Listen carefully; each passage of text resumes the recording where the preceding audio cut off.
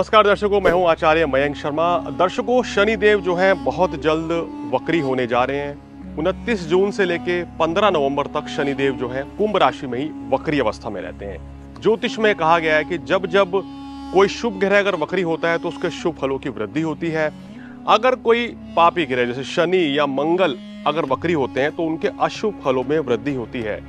वक्री शनि की अवस्था में सभी राशियों को सावधानी रखने की जरूरत होती है और क्या कुछ खास करना चाहिए और किन चीजों से बचना चाहिए, ये आज हम आपको सभी 12 राशि वालों के बारे में बताएंगे कि उनको आने वाले समय में किन चीजों में सावधानी रखनी चाहिए, धन का निवेश करना चाहिए या नहीं करना चाहिए। क्योंकि शनि देव वक्री है तो कोई गलत कार्य ना हो जाए, जल्दबाजी में कोई गलत निर्णय ना ले बैठे, इसके बारे में भी आपको बताएंगे। 135 दिनों तक शनि चलेंगे उल्टी चाल। 135 दिनों तक वक्री शनि की दृष्टि किन की लगाएगी लॉटरी। 135 दिनों तक क्या वक्री शनि लगाएंगे खुशियों पर ब्रेक। 135 दिनों तक शनि कृपा से मिलेगी कितनी दौलत।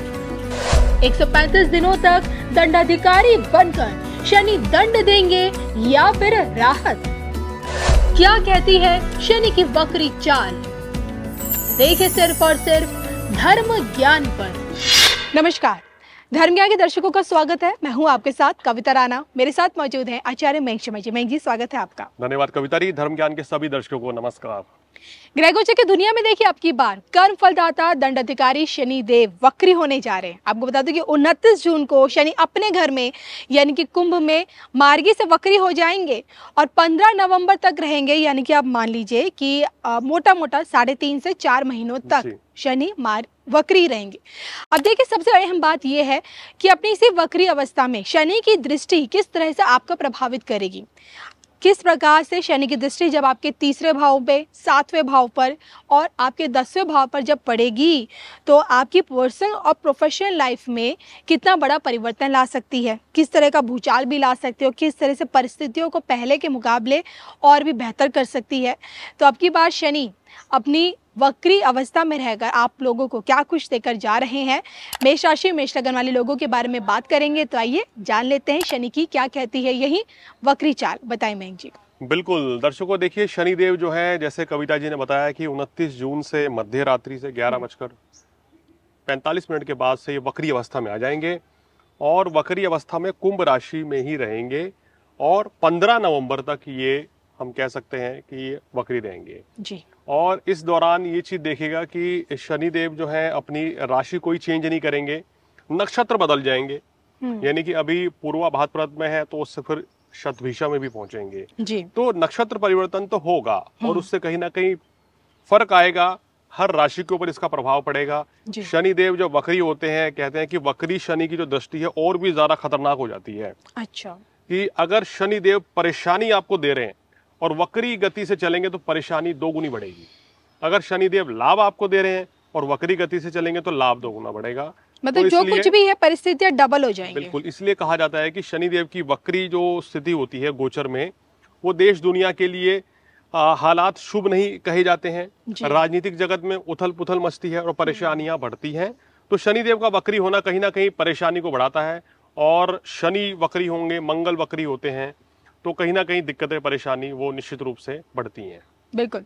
तो आइए अब हम फटाफट से मयंक शर्मा जी से ये जानने की कोशिश करेंगे कि जो कि 4.5 महीनों तक शनि अपनी इसी वक्री अवस्था में रहेंगे। आप मान लीजिए कि जुलाई, अगस्त, सितंबर, अक्टूबर और नवंबर का आधा, तो 4.5 करीब करके। लेकिन अपनी इस 3 दृष्टि के चलते आप लोगों को क्या कुछ देंगे। पहली दृष्टि शनि जो कि आपके तीसरे भाव पर पड़ेगी, तो वहां से आप लोगों के लिए क्या कुछ है जानने के लिए। देखिए, ये बात समझिए, मेष लगन या मेष राशि वालों के लिए शनिदेव जो है वर्तमान में अभी लाभ स्थान में चल रहे हैं। ठीक है। और 29 मार्च 2025 तक यही रहेंगे। उस दिन परिवर्तन होगा मध्य रात्रि में। तो शनिदेव लाभ स्थान में गोचर में ये परम शुभ माना जाता है कि अगर गोचर व शनिदेव लाभ स्थान में रहते हैं तो अगर शुभ नक्षत्र में हो तो निश्चित रूप से ये बड़ा शुभ फल देते हैं।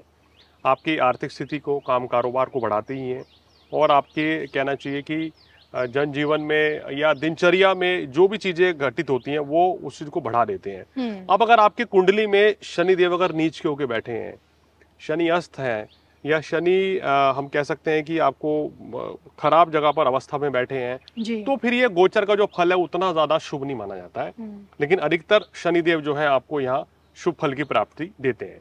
चलिए, तो आपने बता दिया कि किस तरह से शनि की वक्री अवस्था में किस तरह के परिणाम देखने को मिलते हैं। मयंक जी, मुझे लगता है मैं इनकी शनि की 3 दृष्टि पर अब हम बात करते हैं। सबसे पहले जैसे कि आपने बताया कि शनि की तीसरी दृष्टि जब इनके तीसरे भाव पे पड़ेगी तो वहाँ कैसा परिणाम देकर जा रही है? देखिए, शनि की जो दृष्टि है, शनि अभी लाभ स्थान में है। अब शनि की तीसरी दृष्टि पड़ रही है लगन भाव पर, 7वीं दृष्टि पड़ रही है पंचम भाव पर और 10वीं दृष्टि पड़ रही है आपके अष्टम भाव पर। अब शनिदेव यहाँ वक्री हो रहे हैं, तो देखिए जहां वक्री होंगे उसका फल तो निश्चित रूप से बढ़ाएंगे या घटाएंगे।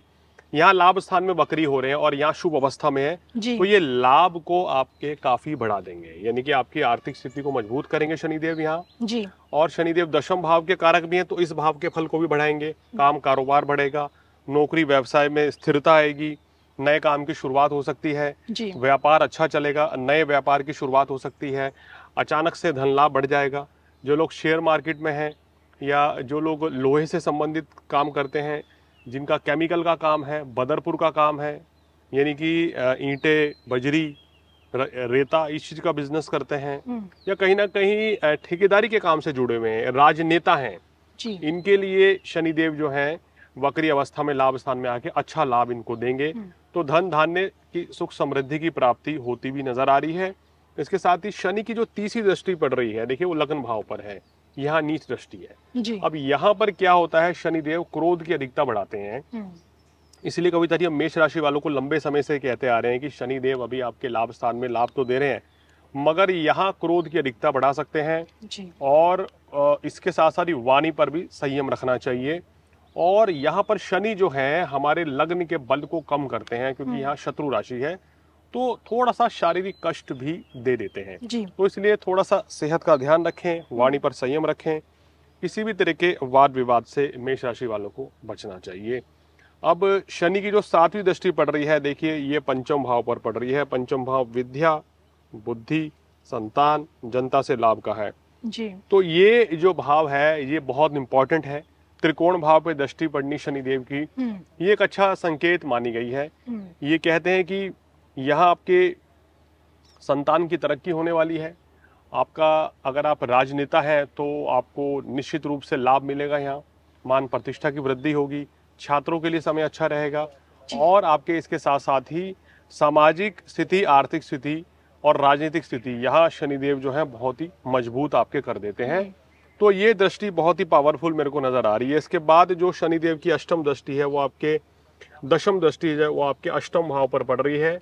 अष्टम भाव देखिए क्या होता है, ये कहा गया कि यहाँ पर अगर शनि और राहु बैठे तो हमारी आयु को बढ़ाते ही हैं। ये दो ही ग्रह ऐसे हैं जो अष्टम भाव में हम कहते हैं कि शुभ माने गए। शनि और राहु बैठेंगे तो दीर्घ आयु योग बनाते हैं, अगर बीमारी भी देते हैं तो भी व्यक्ति की आयु जो है बहुत लंबी रखते हैं। तो इस परिस्थिति में यहाँ पर शनिदेव आपका स्वास्थ्य अच्छा रखेंगे, दीर्घायु योग बनेगा। और ये एक भाव विदेश का भी है, विदेशों से लाभ मिलेगा, विदेश यात्रा करने का मौका मिलेगा। जो लोग ज्योतिष कर्म के क्षेत्र से जुड़े हुए हैं, वास्तु से जुड़े हुए हैं, उन लोगों के लिए भी ये गोचर जो है बहुत ही अच्छा कहा जा सकता है। तो कुल मिलाकर शनिदेव की जो वक्री स्थिति है मेष राशि वालों के लिए अधिकतर मामलों में शुभ फल देगी। और इसकी दृष्टि से कहते हैं कि शनिदेव की दृष्टि ना तो आपके वैवाहिक जीवन पर पड़ रही है, ना आपके धन भाव पर पड़ रही है और ना आपके छठे भाव पर पड़ रही है। तो इसलिए कोई चिंता वाली, परेशानी वाली बात नहीं है। ऐसे में जी उपाय, देखिए उपाय के तौर पर ये शनिदेव के बीज मंत्र ओम शन शनिश्चराय नमः का जाप करें। शनिवार के दिन काले तिल, सरसों का तेल और बादाम का दान करें तो विशेष लाभ मिलेगा। और हनुमान चालीसा पढ़ने से लग्न को बल मिलेगा, क्योंकि लग्नेश मंगल है जी। चलिए, तो इसी के साथ मुझे मयंक शर्मा जी को हम दोनों को दीजिए इजाजत। नमस्कार।